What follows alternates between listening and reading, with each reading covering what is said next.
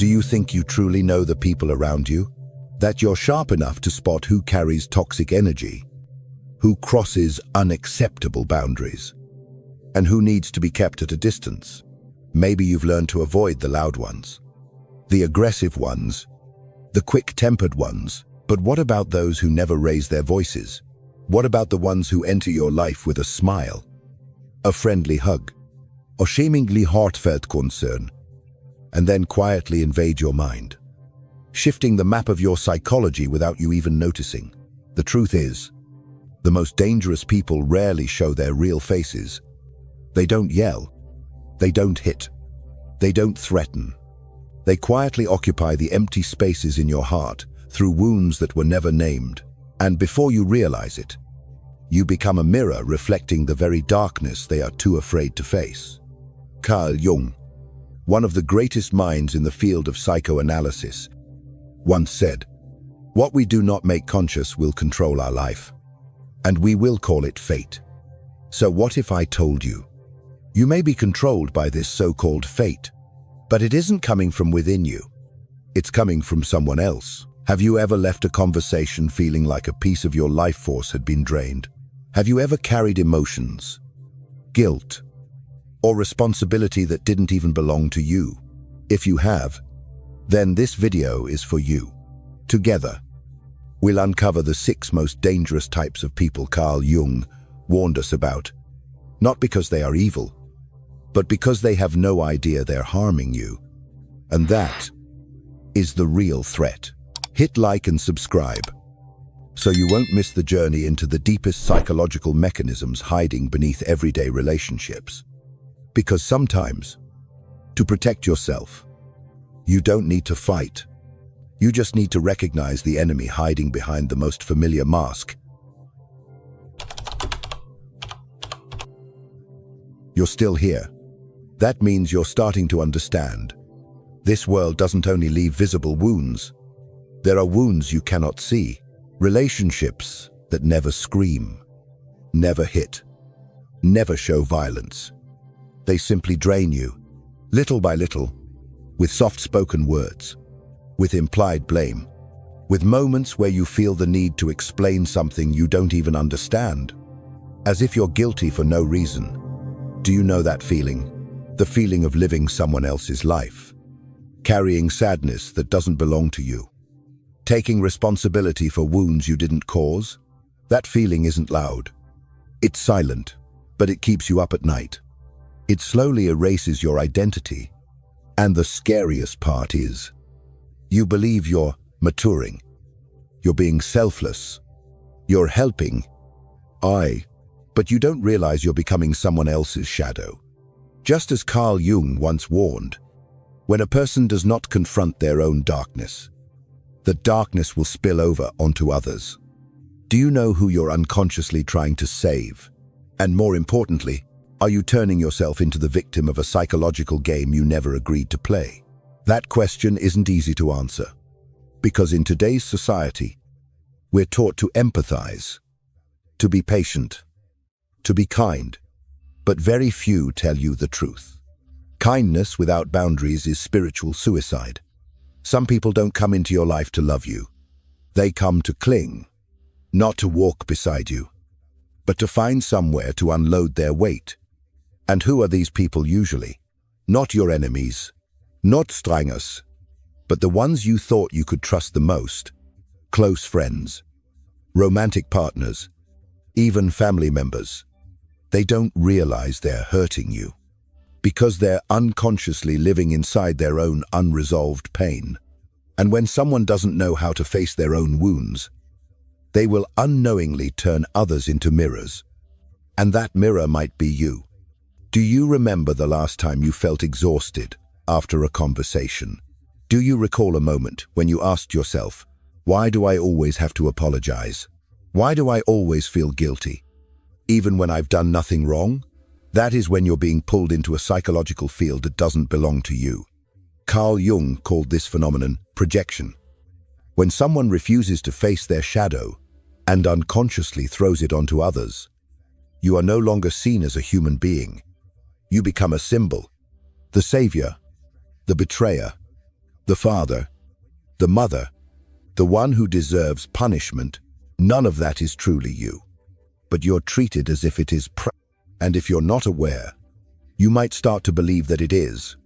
So, the first thing you must do is not to blame the other person, not to run away, but to turn inward and ask, is this emotion really mine? Learn to separate true responsibility from imposed burdens. Learn to tell the difference between empathy and unconditional sacrifice for those who make no effort to heal themselves. Because if you don't set boundaries, you will drown. And now I want to ask you, when was the last time you felt completely drained after being around someone? Share your story in the comments below. I want to hear from you. Don't forget to like this video and subscribe if you feel this is awakening something deep inside you. Because this journey is only just beginning. Imagine living with someone who believes this. Every time they get angry, it's because you hurt them. Every time they're sad, it's because you ignored them. Every time they feel small, it's because you made them feel worthless. You didn't shout at them. You didn't insult them. You never meant to hurt them. Yet somehow, all of their suffering ends up being your fault. At first, something feels off. You think they're too sensitive, too fragile. You tell yourself, maybe they've been through a lot. Maybe I should be more patient, more understanding. And just like that, you become the one who carries the burden. Not because you were wrong, but because they cannot see themselves. They refuse to look inward to heal their past wounds. They use you as a mirror, projecting every unprocessed pain they've buried inside. Carl Jung called this a psychological survival mechanism when someone is unaware of their inner darkness. That darkness looks for another place to live. And that place is often the people who love them most. That place is you. The unconscious manipulator is not a villain. They are wounded. But instead of taking responsibility for that pain, they allow it to become a tool for controlling others. People like this don't need to control with harsh words. They manipulate you with tears, with guilt, with never-ending weakness. You begin to doubt yourself. Did I say something wrong? Was I not good enough? Am I the one causing harm and just don't know it?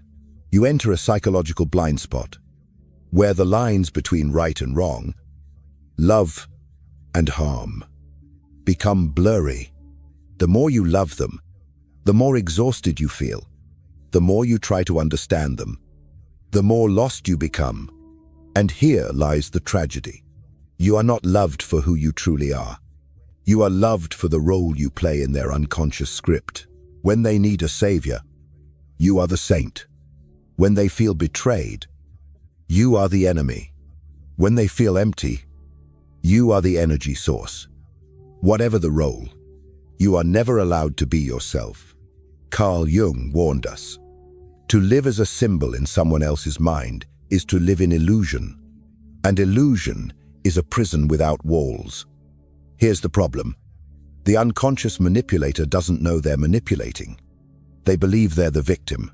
They believe you are the cause of every emotion they carry. And that belief is what keeps you trapped. You start living to please, living to prevent their pain, living inside a battle that was never yours. And when a person abandons their own emotions just to preserve a false peace, that is no longer love. That is surrendering your soul to someone who never asked for it. Now let me ask you this. Are you in a relationship where you always feel responsible for the other person's emotions? Are you truly loving? Or are you being unconsciously manipulated? Leave a comment and share. Because sometimes, just telling your truth is the first step to reclaiming your psychological freedom. If this part reflects something inside you, hit like and subscribe. We'll continue the journey of illuminating the shadow in the next part, where we'll meet not only manipulators, but those who've worn a mask for so long, they've forgotten who they really are.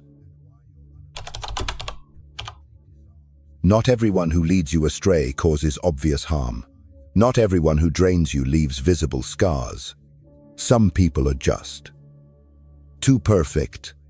They're always smiling, always polite, always ready to listen, never complain, never show anger, never reveal a hint of vulnerability. They seem like the ideal model, courteous, mature, well-mannered, but something about them makes you feel suffocated. You've tried to figure out why.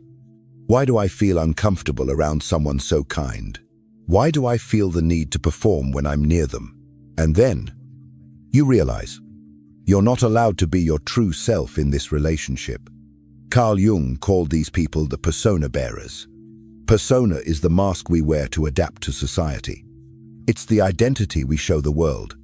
The good child, the model employee, the ideal partner, the flawless moral figure.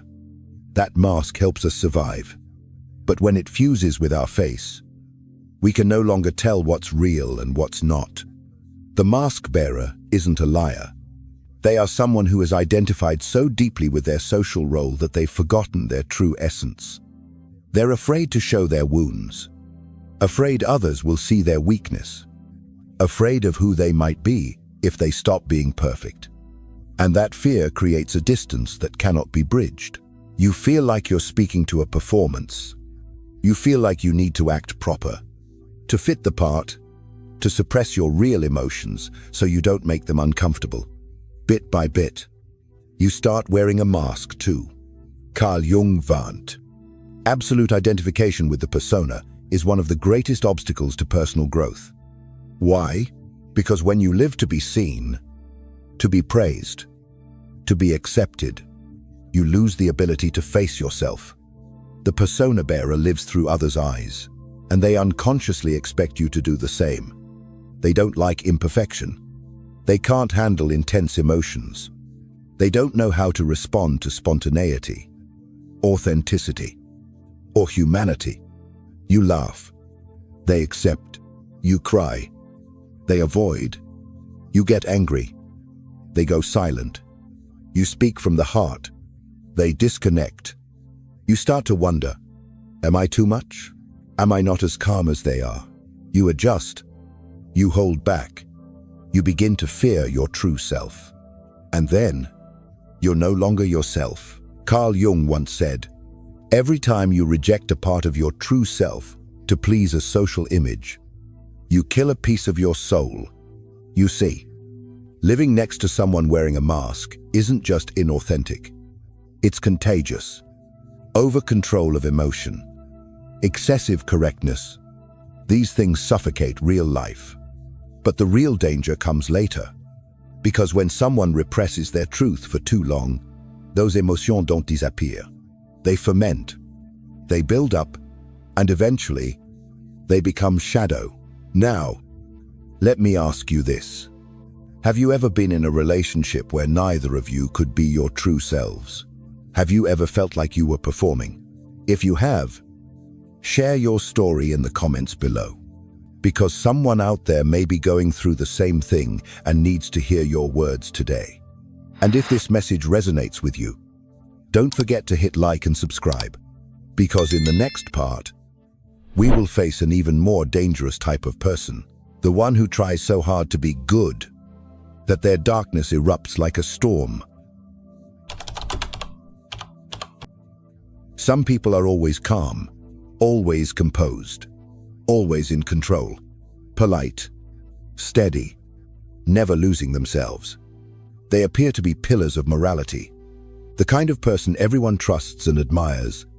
You see them as noble, mature, self-disciplined. But then one day, they explode. Not just any kind of anger, a violent, devastating rage that makes no sense. And you just stand there, frozen, asking yourself, what just happened? Carl Jung had the answer long before this moment. The shadow is the part of ourselves we refuse to acknowledge. But it doesn't disappear. It waits for the right moment to erupt. The one who represses their shadow isn't evil. They are someone who constantly tries to do the right thing. They believe anger is wrong. Desire is sinful. Jealousy is disgraceful. They suffocate every dark emotion inside them, and they build a statue of perfection in its place. But the soul is not a stage. It's a living, multidimensional, and complex space. When you deny your darkness an exit, it will find a way out through destruction. The one with repressed darkness often doesn't know they're living in a state of internal war. They feel exhausted but don't understand why. They are harsh with others because they are harsh with themselves. They hate weakness because inside them, weakness is forbidden. And then, in a single moment, all the emotions they've locked away explode. A simple word from you, an innocent action, can become the spark that sets off a storm. Because you're not dealing with their present self. You're facing the shadow they never dared to confront. Carl Jung warned, the more the shadow is repressed, the more dangerous it becomes. Because you don't control it. You're only delaying the explosion. Have you ever met this kind of person? Someone who always seems fine, but suddenly becomes cold, aggressive, or retreats in prolonged silence. You say one thing, they interpret 10. You make one mistake, they react as if you've betrayed them. They live with a quiet fire inside, a place where every unacceptable emotion is buried. And that burial becomes a poison that slowly spreads to those closest to them.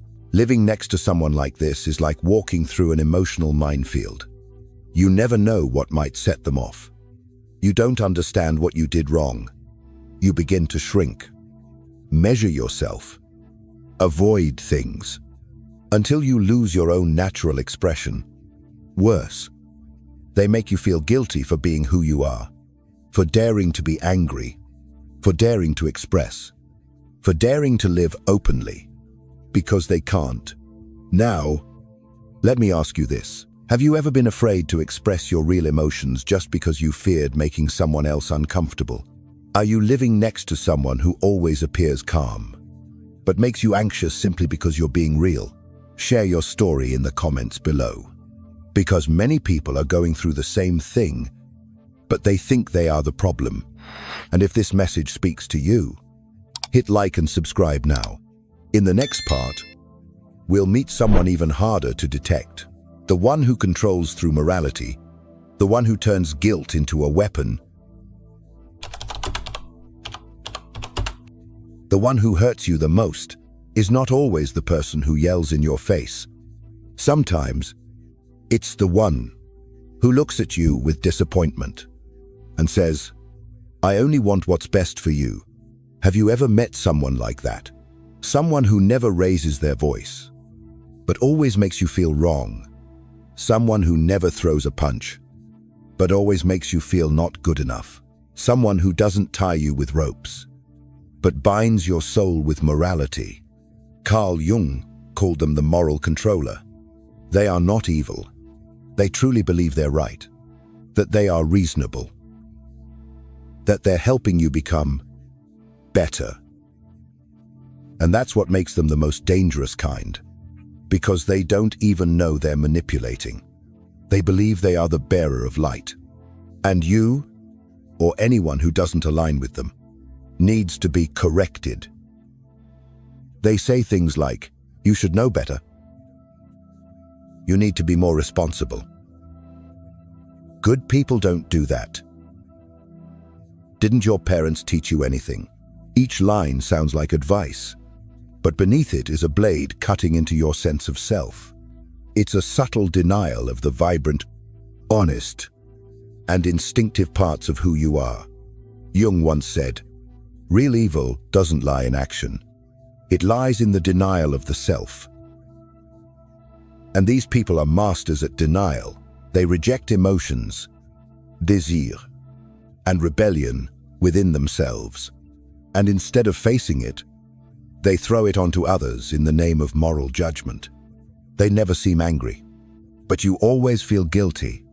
They never control you outright, but you always feel you must follow their expectations. You don't know why you feel wrong, inferior, blameworthy. just for being your authentic self. And this is how they manipulate. Through morality, through ideal images, through a sense of rightness that's never been questioned. Carl Jung warned, the more artificial morality we have, the less truth exists within. And because true morality doesn't come from pressure, it comes from self-realization. The moral controller lives by rules, doctrines, and standards, but never truly by the heart. They turn love into obligation, trust into patterns, and life into a stage where virtue leaves no room for the real human being.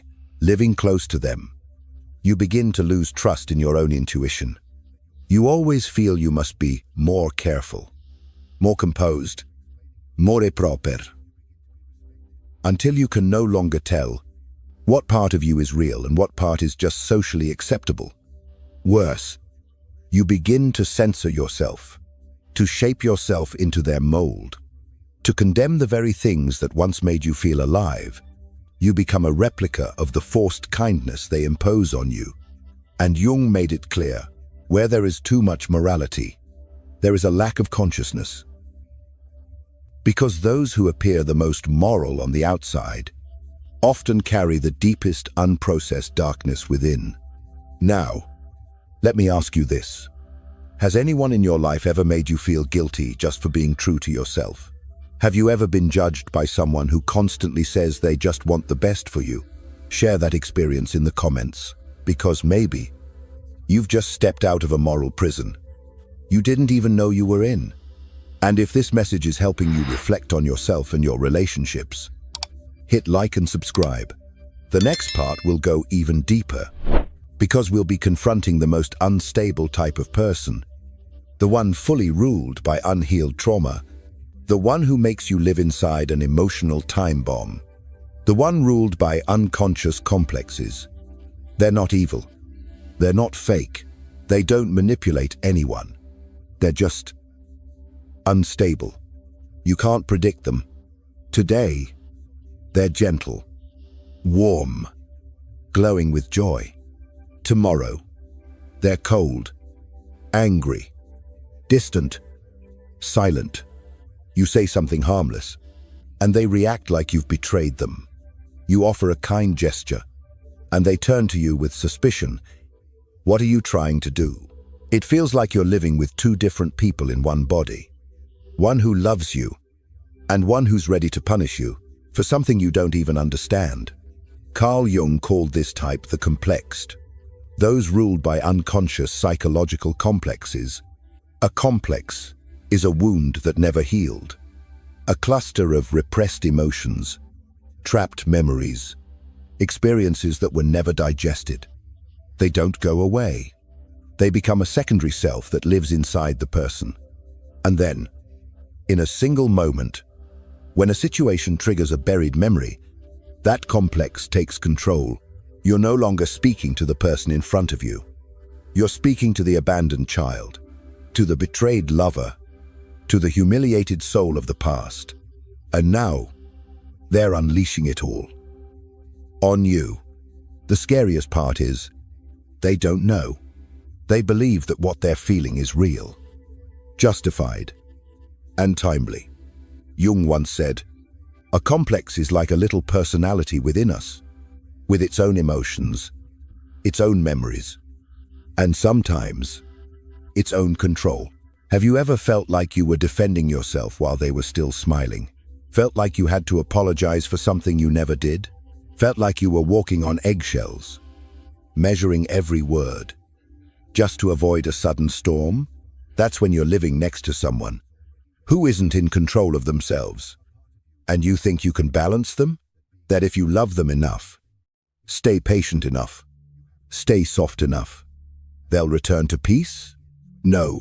Because what you're trying to fix isn't in your hands. It lives in their deepest shadows, where only they can go. The one ruled by complexes doesn't live in the present. They react to the past, but they unleash it onto the one who's here now. You. And when you try to save them, you become the replacement for whoever once hurt them.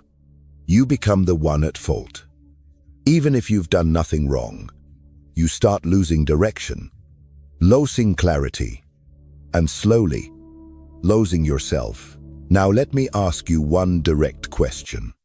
Are you in love with someone whose mood you can never predict? Have you found yourself slowly fading away, just to keep them stable? If you see yourself in this, don't hold it in. Leave a comment. You are not alone. And more importantly, you deserve to live in psychological safety.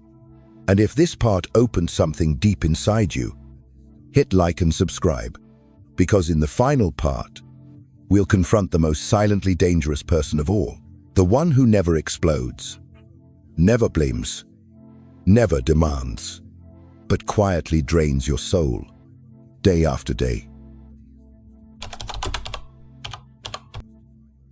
Not everyone comes into your life to love you. Some come only to drain you. They don't yell. They don't blame. They don't control you through power or intense emotions. They use something far more subtle: dependence, fragility, and the constant need to have you around. You can't call them bad people. They seem vulnerable, always needing you there, always texting, calling, reaching out, always needing you to untangle their emotions, to heal them, to comfort them, and eventually, you begin to feel tired, not because you lack love, but because you're loving someone who doesn't know how to stand on their own feet. Carl Jung didn't call them vampires, but he described them vividly in his psychological analysis. A person who has never separated from the mother, who cannot distinguish between self and other, will live as a psychological parasite, constantly needing someone else to regulate their emotions. And if that someone is you, you will eventually run dry. The energy drainer doesn't threaten you. They make you feel responsible for them, responsible for their emotions, their peace, their happiness. At first, you think, if I just love them enough, they'll grow stronger. But they don't. They get used to being carried, and you get used to carrying them, until you forget how light your life used to feel before they arrived. You slowly lose time for yourself. You stop doing the things you love. You ignore your friends' calls. You stop writing, stop creating, stop breathing deeply, because you are living as a backup battery for a soul that has unplugged from itself. Jung called this the dissolution of the ego in codependent relationships, where two people are no longer separate beings, but one suffocating entanglement with no way out. Worse, when you try to reclaim space for yourself, they look at you with wounded eyes. They say, "You've changed. You don't care about me anymore. You're the only one who understands me." And suddenly, you feel guilty. That's how they manipulate. Not with power, but with need. You don't feel threatened. You feel obligated. Jung once warned, those who cannot sustain their own psychic energy will draw it from others, and in doing so, they destroy both. You think you're helping, but in reality, you're enabling them to delay the greatest task of their life, standing on their own. Now, let me ask you this honestly. Are you in a relationship that leaves you exhausted without knowing why? Have you ever felt guilty just for needing time for yourself? If the answer is yes, say it out loud in the comments. Not to complain, but to reclaim your voice. And if this journey through 8 types of people has helped you see the world and yourself with new eyes, then hit like and subscribe right now. Because this is not the end.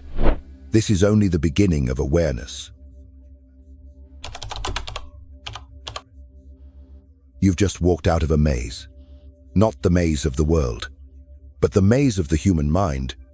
You've seen the faces hiding behind the smiles, the trembling hands behind the noble facade, the wounded souls who, instead of healing, unconsciously pass on their pain to others.